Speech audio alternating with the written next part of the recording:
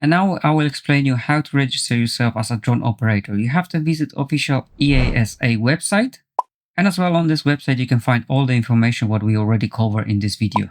If you are coming from out of the EU, the guidance from EASA is to register yourself in the first visiting country, but that's only the guidance and it's not really required. You have to register yourself as a drone operator, even if you got some drone operator registration and training complete out of the EU, they're not valid in the EU. You still have to register yourself as a drone operator, complete all required trainings to legally fly in the EU, and you will have to be aware of all the drone regulation what we already covered in this video. If you're living in the EU, then the best way is just to register yourself in the country where you're living. And the list of the all National Aviation Authority website in the EU you can find under that link on the EASA website, where you can find the links to each National Aviation Authority official website for each EU country. And if you go, for example, to the Ireland, and we are on the official National Aviation Authority website, and you can go to the drone operator registration. Then you can find all the lists what you have to do, how to register. And as well, you can find the prices and find out how much it's going to cost you to register as a drone operator, to complete your trainings. As in Ireland, it's not for free. There are countries where they're free, but the island is actually where you have to pay for that.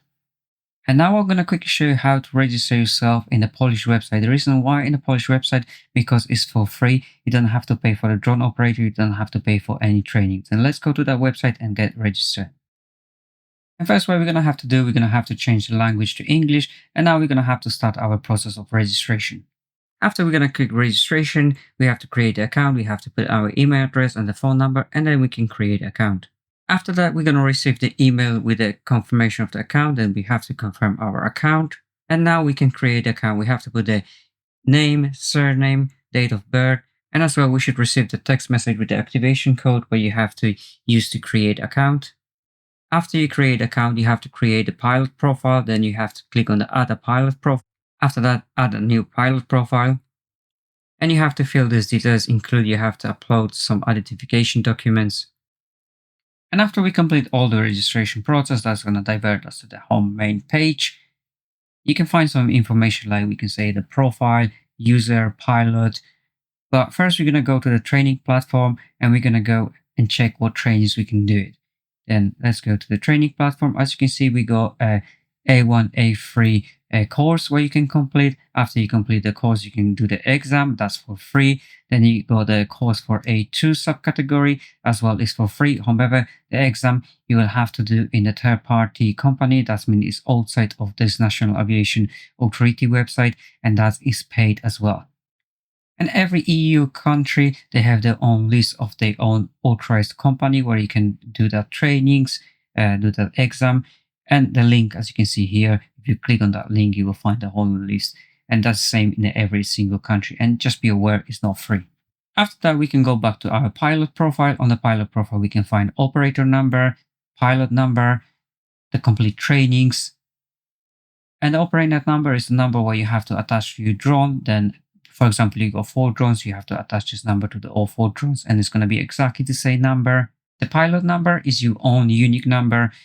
For example, the operator number could be changed because you could use someone else's drones, like for example, some company or something like that. But your pilot number will always stay the same. We can compare pilot number to your driving license number. And this pilot number and the operator number, that's the number where you're going to use if you're going to register in the different countries if you want to fly. For example, if you go to Italy, you're going to have to use the D-Flight app.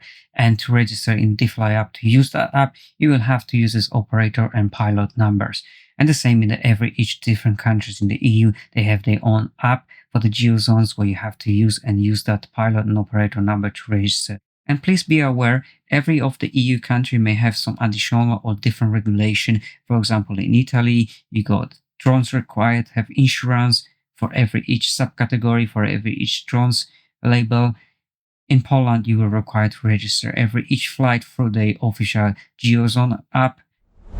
And remember, please always check in the regulation before you fly because regulation could change. And please always check National Aviation Authority website from the country you are visiting for the actual rules at the moment. And if you'd like to check other drone regulation or detailed explanation of each subcategories, please browse my channel. Please don't forget to subscribe. and we see you in the next video.